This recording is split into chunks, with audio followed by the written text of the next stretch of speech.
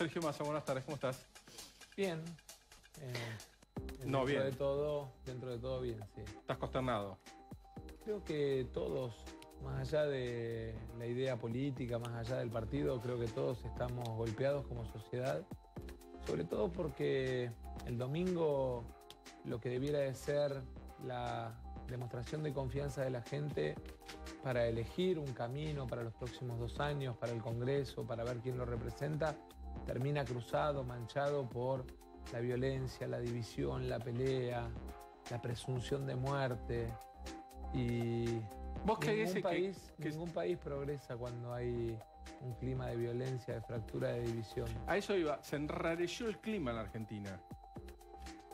En realidad, a mí me parece que el problema es más profundo, que hay 2 bandos que desde distinto lugar vienen sosteniendo hace 3 años una pelea que les sirve políticamente, pero que no resuelve los problemas. Cambiaron de manos en el poder, en el uso del poder, pero la verdad es que en el fondo lo que pasa es que al que no le alcanza para pagar la luz, sigue con el problema de la factura, al que no le alcanza con la jubilación, sigue con el problema del supermercado, el que no tiene laburo, sigue sin ver, digamos, cuál es su expectativa para los próximos años. Ahora, Sergio, yo te he escuchado hablar de estas 2 ideas, de estos 2 bandos, como vos los describís. ¿Por qué la sociedad entra en ese juego? Porque pareciera que si no estás parado... Mira, me pasó una cosa el otro día en Don Torcuato, la conté hoy en algún lado. Me pasó una cosa increíble. Una docente me para y me dice: en el medio de las 2 veredas tenés que explicar que está la verdad. Que esto de las 2 veredas a las que nos quieren empujar es simplemente la fractura para mantener ellos el poder. Me pareció además, con una simpleza, pues me agarró en la calle, era el sábado previo al Día de la Madre, estábamos con Julio Zamora haciendo entrega de flores en una caminata por la calle y me agarró y me dijo: te quiero decir algo que te lo quiero decir hace mucho tiempo y que lo tenés que decir porque es la forma más simple que vamos a entender los que estamos del otro lado lo que está pasando. Plantate ahí, me dice. O sea que lo que esa docente de alguna manera sostiene o reflexiona es que ya no importa la verdad, que importa de qué lado está cada uno. Si nos ponemos a mirar retrospectivamente, bueno,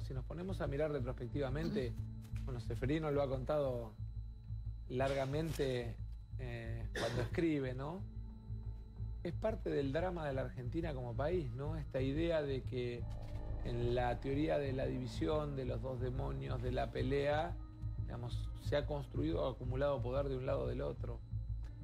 Y yo creo que lo único que no podemos permitir es que queden de lado la verdad, en este caso, en el caso de Santiago. Y creo que la familia en eso ayer dio una muestra de humildad, de responsabilidad, de prudencia, de la que tenemos que aprender todos. ¿A dónde ubicás el caso Maldonado en todo este contexto?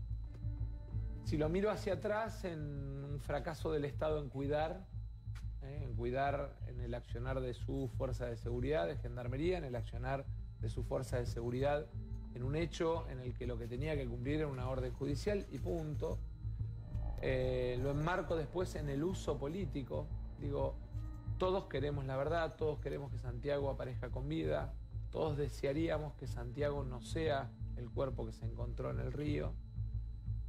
Y me parece que además todos debemos buscar que esa búsqueda de la verdad sea con castigo a los responsables y con seriedad y prudencia. Cuando después, digamos, se transforma en una bandera política, digamos, se usa para romper el Cabildo, romper la Plaza de Mayo, se politiza y el uso político, digamos, termina quitando la posibilidad o arruinando la posibilidad de que encontrés la verdad. Y me parece que venimos de Nisman, que todavía es una herida que todavía tenemos abierta. Si miramos para atrás en la historia nuestra, tenemos casos que nos marcan desde la vuelta de la democracia. AMIA es un caso, Embajada. Digo, ¿por qué todo el tiempo termina infectándose de la política berreta la necesidad de la sociedad de encontrar respuestas frente a hechos que la conmueven. Seguro, Luli. Sergio, me gustaría preguntarte, ayer vino Ocaña y le preguntamos acerca de la imprudencia o no de Patricia Bullrich a la hora de conocerse el caso de la desaparición de Santiago Maldonado. Esto de salir a defender a la Gendarmería de manera concreta y el silencio actual. ¿Qué reflexión haces respecto al tema? Que es una pena porque quien gobierna es quien tiene que guiar a la sociedad y decirle, mire, vamos por acá, esta es la verdad, este es el problema que tuvimos. Pero además es quien debe proteger. La familia de Santiago es víctima. Es víctima de un fracaso del Estado. No importa el gobierno. Olvidémonos por un instante de si gobierna Juan, Pedro, José. Es víctima de un fracaso del Estado en cuidar, en brindar la política de seguridad. Aparece la sospecha de que en ese fracaso del Estado hay una fuerza de seguridad interior que tiene algún grado de responsabilidad.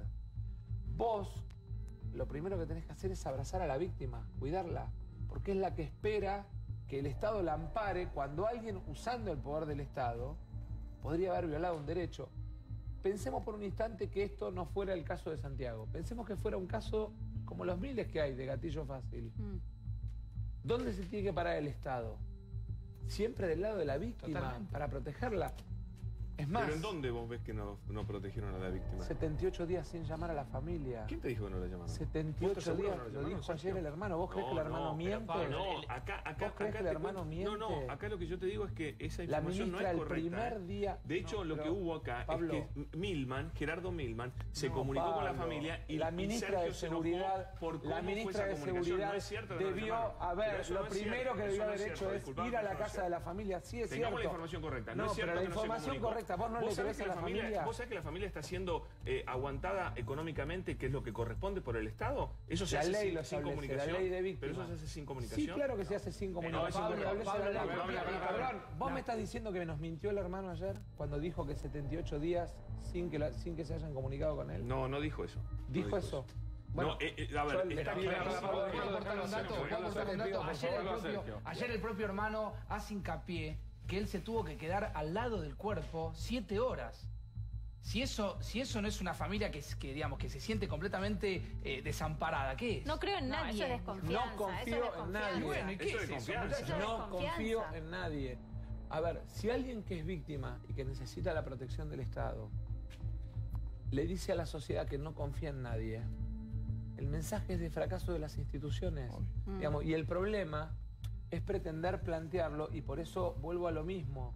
No lo planteo desde un gobierno, porque además yo ni siquiera lo planteo en términos de política electoral. Nunca en estos 78 días nosotros nos paramos más que en la cuestión de decir responsabilidades, justicia y protecciones de la víctima. Como lo hicimos en todos los casos. El gobierno que tuvo un caso emblemático de exceso digamos, de las fuerzas policiales, que fue Felipe Solá, siendo gobernador de la provincia, su policía asesinó a 2 personas. ¿No es cierto? Que fueron Costequi y Santillán. Sí. ¿No? Así que él sabe que estas cosas lamentablemente ocurren, claro, y cómo hay que manejarlas. Y él contó ayer, inclusive en un programa en este mismo canal, cómo hizo a las 70 horas para establecer contacto con las familias de las víctimas. 70 horas. Y contó además... Sí, pero se sabía que había pasado, esa es la diferencia. No importa. No, ¿qué tiene que ver si las víctimas son víctimas? el accionar de Patricia Bullrich? Yo te puedo pedir un favor. El no investigar a la fuerza, no apartar a la gendarmería, no iniciar sumarios preventivos en las primeras horas. Se hizo, lo que está diciendo se hizo. Te digo sinceramente, yo te he escuchado defender muchas cosas, pero esto es insólito. Tenés mala información. No hay mala información. Quiero escucharlo a Yo lo Sergio. único que digo, Carlos, es que, digamos, parte del problema es esto, ¿no? De embanderarse y entonces defender cualquier cosa de cualquier manera.